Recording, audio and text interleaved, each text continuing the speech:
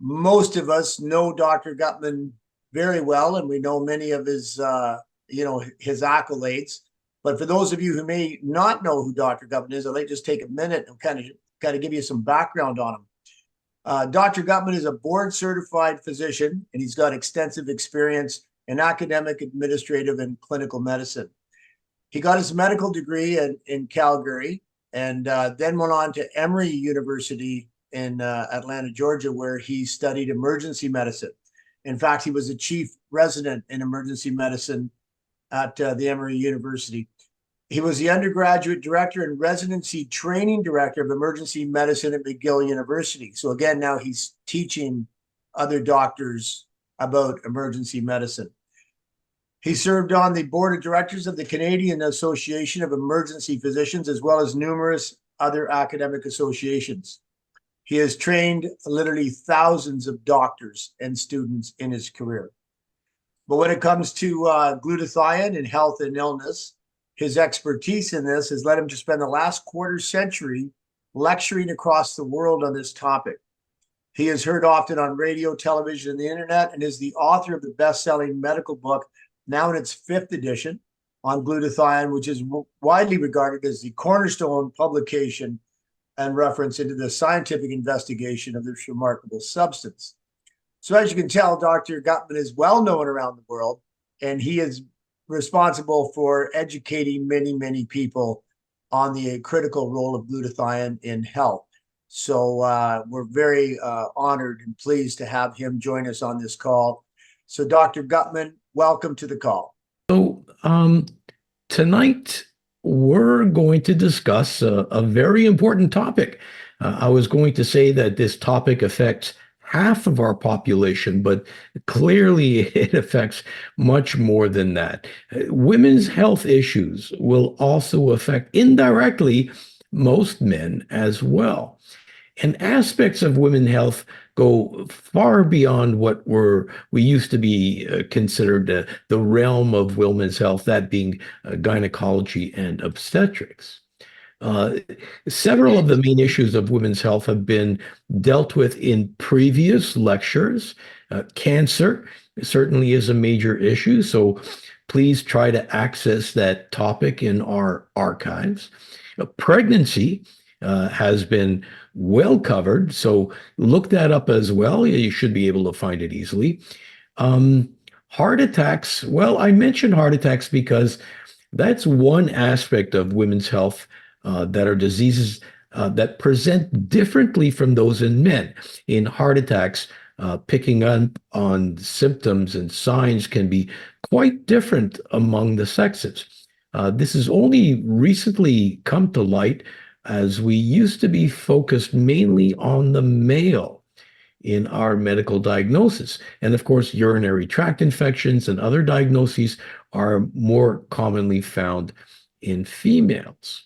But today, we're going to limit our presentation to just a few issues in women's health, those being female infertility, polycystic ovary syndrome, osteoporosis, menopause, endometriosis, fibroids, and polyps.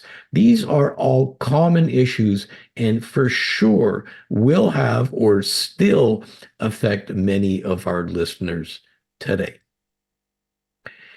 Let's first look at female infertility, a very common problem.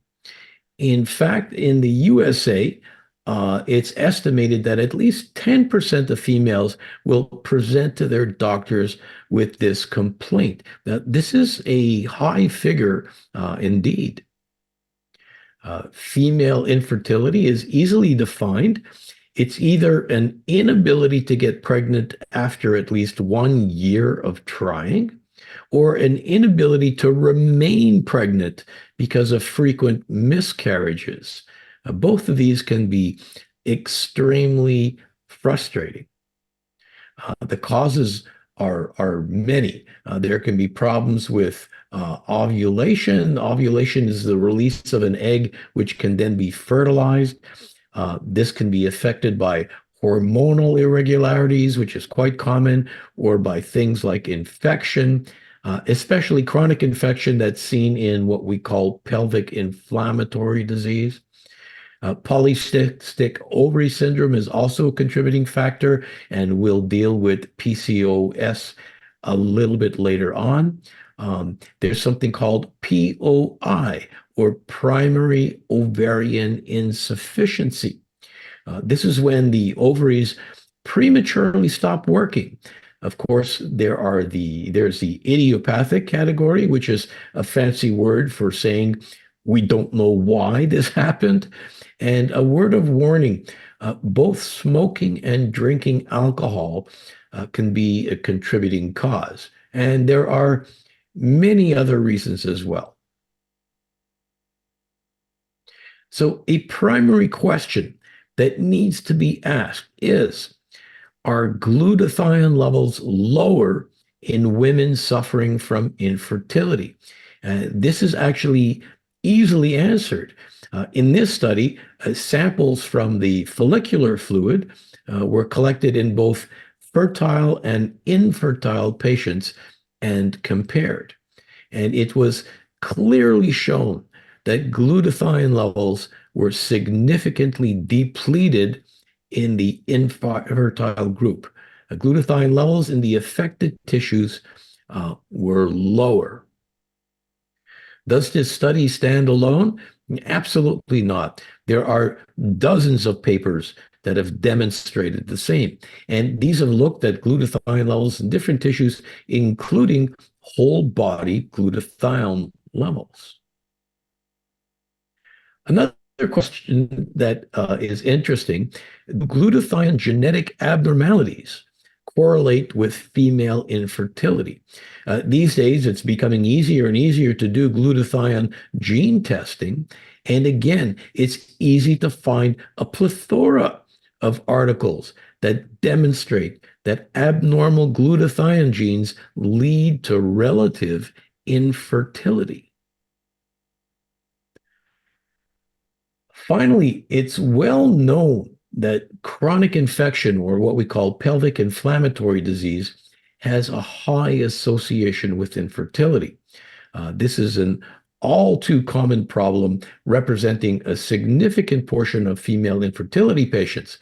In this European study, serum samples were collected from women with tubal factor infertility, or TFI, those with multiple spontaneous abortions, and fertile women. They tested for chlamydia antibodies as well as for antioxidants, including glutathione. And as suspected, they found a strong correlation between chronic chlamydia infection and lowered glutathione levels in the infertile group. Another important demographic to consider. So now let's move on to polycystic ovary syndrome, or PCOS. This is actually a rather common problem that many of you listening tonight, you have this, but you're still yet undiagnosed. Women typically have two ovaries, as shown in the screen, each about the size of a ping pong ball. Now, these reproductive organs produce ova, or eggs, that are released into the uterus each month, ready to be fertilized. Now, polycystic ovary syndrome, patients develop cysts on their ovaries, hence the name. It's called a syndrome because there's a spectrum of different things that may occur. Primarily, the problem is due to the overproduction of male hormones in women. The major issue is menstrual irregularities and, of course, infertility.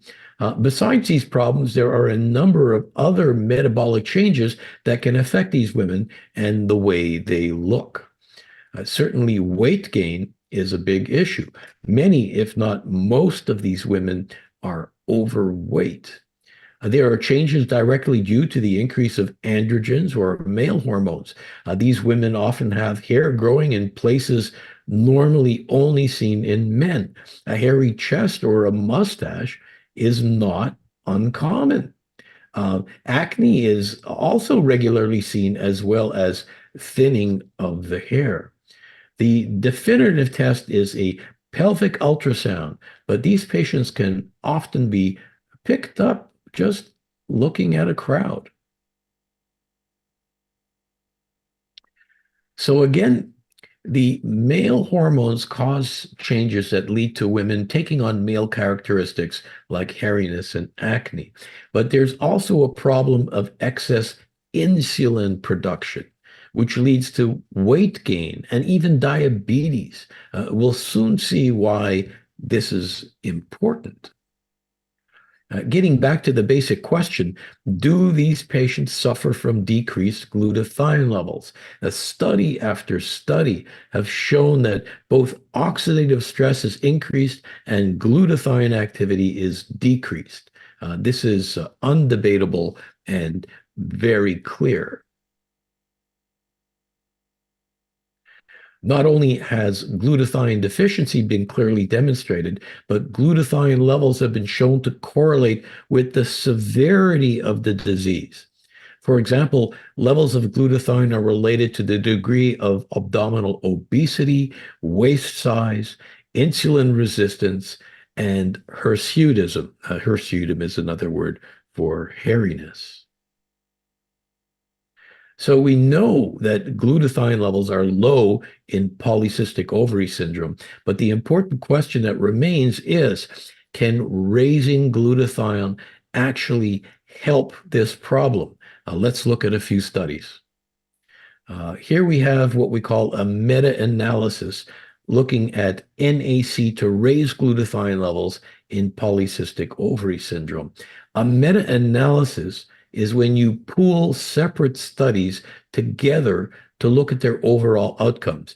Here are 8 studies corresponding to over 900 women was used. It showed a definite advantage in improving pregnancy rates as well as ovulation in PCOS by raising glutathione.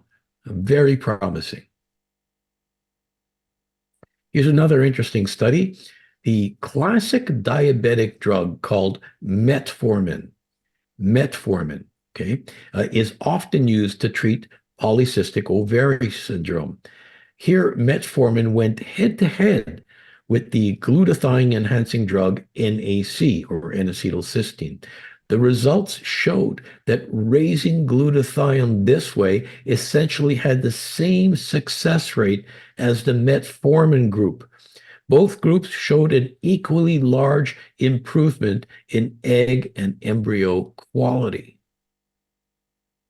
A similar comparison was made here between glutathione enhancement and metformin. Here, they had a surprise. The glutathione group actually had better improvement in their lipid profile, their fasting blood sugar, and their blood insulin levels. This is quite outstanding. So let me summarize the benefits of raising glutathione in polycystic ovary syndrome. Clear improvement in fertility, clear improvement in insulin metabolism and blood sugar, clear weight loss, clear improvement in the masculinization effects, such as hairiness and acne, just a whole lot of ways in which you can help here, folks. Let's look at something completely different now. Osteoporosis. Not strictly a female problem. It appears in many men as well, but is much more prevalent in women and starts at a much younger age. Male hormones are preventive against osteoporosis, so rates in men only start to catch up to women after about age 70, when men's hormones production drops. Osteoporosis happens in stages. At first, we all start off with healthy and dense bones with a tight network of what is called trabeculi. The inside of the bone, or the trabecular network, is actually filled with little pockets like a sponge. And as we age, there's a tendency for this spongy layer to become less dense, and the pockets or holes get larger. At some stage, a person will develop what is called osteopenia, which means thin bones. If the process continues, we develop full-blown osteoporosis, or holy bones, holy as in full of holes. This makes the bone much more fragile and far likelier to break. Finally, a person can go on to severe osteoporosis, where breaking a bone becomes much more likely after a fall or even mild trauma. There are many factors that encourage the development of osteoporosis. Certainly, lack of exercise is one. The strains put on your body by exercise actually strengthen your bones. In fact, being of a slight or skinny build increases your risk, as heavier women have stronger bones because of the stress put on by supporting more weight. Smoking, drinking alcohol, having too much coffee are all risk factors as well. Diet, genetics, and hormone imbalances are also causative factors. Please note that you see that the bottom right over there, that last item shown in the corner, oxidation. Yes, oxidative stress is a medically recognized risk factor for the development of osteoporosis.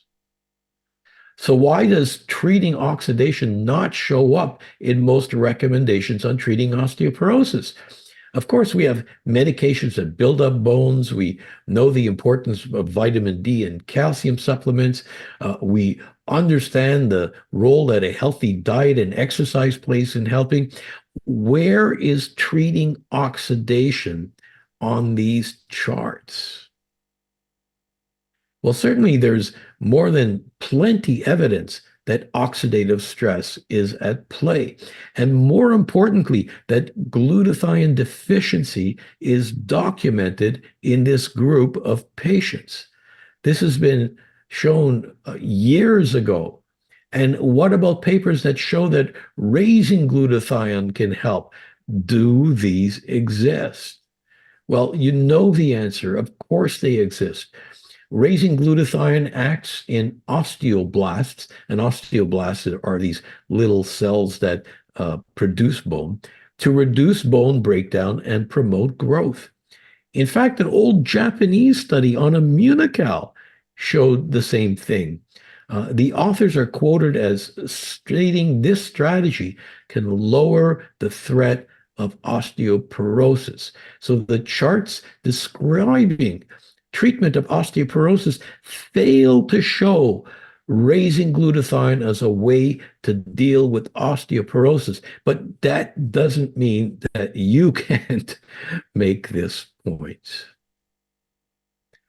Here's something that is unique to women: menopause, a problem that varies in its severity and its intensity, but will affect every woman to some degree if they live long enough. We speak of menopause, but again, it's a gradual process with different phases. Let's start with premenopause, when things are going as they normally are, with normal hormonal secretion and normal estrogen production.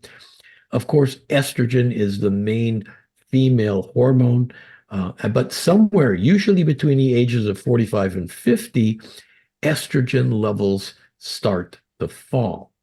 And this is the phase we call perimenopause, where you still have menstrual periods, although they may become more erratic. This is when typically you may suffer from hot flashes and night sweats, weight gain, and other symptoms. Finally, your periods stop and you enter full menopause. Now, other issues increase, like vaginal atrophy, depression might happen.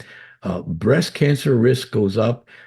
Finally, the post-menopause phase evolves where medical problems like heart disease, urinary tract infections, osteoporosis all become much more common. Menopause can cause a huge spectrum of symptoms and complications, changes in mood, changes in sleep patterns, changes in body shape, thinning of the hair, just a whole lot of reasons that can cause distress in the person going through this. More serious problems, of course, include the development of osteoporosis, which we just mentioned. Again, heart disease also becomes more prevalent. It seems that active female hormones are somewhat protective against things like heart disease and osteoporosis. Certainly, a lot of changes for the aging woman. Again, we see a clear correlation with glutathione levels associated with menopause. The highest levels of glutathione are seen in young, fertile women.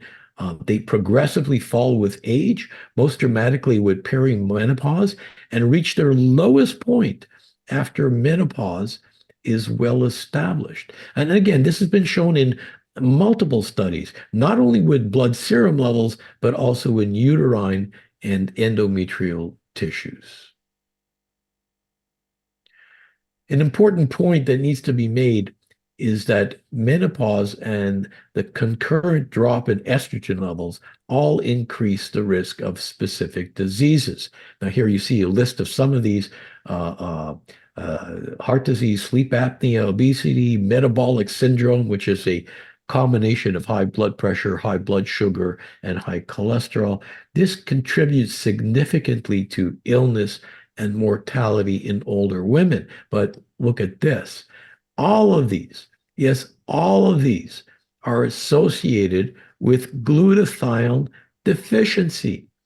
And there are many studies that have examined the association of the loss of estrogen with the loss of glutathione. This is of critical importance. So pay attention to glutathione and menopause, and the best time to start to correct this is before menopause. Let's move over to looking at problems that occur within the uterus. And these problems can happen at any age. Let's start with endometriosis. Some women develop uterine tissue outside of the uterus, on the ovaries, on the fallopian tubes, on the bowel or bladder. This causes problems, and this is called endometriosis. During menstrual periods, blood from this misplaced tissue leaks into surrounding areas and causes pain and discomfort. So the main symptom of endometriosis is pain. This can be pelvic pain or back pain or abdominal pain, all depending on where this abnormal tissue is located. Endometriosis patients also are prone to heavier periods and bleeding between periods as well. So treatments include pain relievers, hormone therapy, and even surgery to remove this excess tissue. Is glutathione suspected as playing a role in the development of endometriosis? Again, this has been shown to be the case in several studies. Low levels of glutathione are correlated with the development of this disease. Furthermore, it seems that raising glutathione can lead to suppression of growth of endometrial tissue, again, showing the potential role of glutathione augmentation.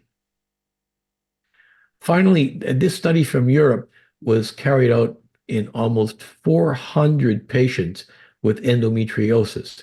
It showed that raising glutathione in endometriosis led to a statistically significant improvement in endometriosis-related pelvic pain and required a lower intake of rescue pain relievers. So raising glutathione decreases the pelvic pain from endometriosis. Finally, let's take a look at two more related conditions, uterine fibroids and uterine polyps. The uterus can overgrow and develop both cancerous and non-cancerous masses. Overgrowth of the lining of the uterus can produce polyps. And these are balls of tissue connected by a stalk or a stem, and these have a tendency to produce heavier periods and more bleeding. Unfortunately, they are also prone to becoming cancerous. Overgrowth of the muscular wall of the uterus can lead to the formation of fibroids. Fibroids can range in size from a pea size to really very large masses. They can be single, they can be multiple, and they commonly cause heavy periods or excessive bleeding. These are very, very common, with most women having them after about the age of 50. Polyps and fibroids are usually left alone without treatment. However, polyps are often treated more aggressively since they are potentially malignant. They are often treated surgically. Fibroids, on the other hand, are only treated if they become too problematic. And the usual approach is local surgery or even a full hysterectomy or removal of the uterus. It's becoming more and more common to access a person's genetic profile. We've gone so far in our ability to do this quickly and cheaply. One thing to note is that women who have genetic abnormalities in their glutathione are at higher risk of developing fibroids. This is an indication that poor glutathione function is associated with the development of this problem. And of course, it's been found that glutathione activity is abnormal in women with fibroids. So we've looked at a number of female health problems today: infertility, polycystic ovary syndrome, osteoporosis, menopause, endometriosis, and more. Uh, all of these are associated with abnormal glutathione levels. Now, based on this fact, I believe there is great potential in raising glutathione levels. There are a lot of women out there that can use this strategy. So, thanks once again for your attention, and I hope you picked up some great points tonight.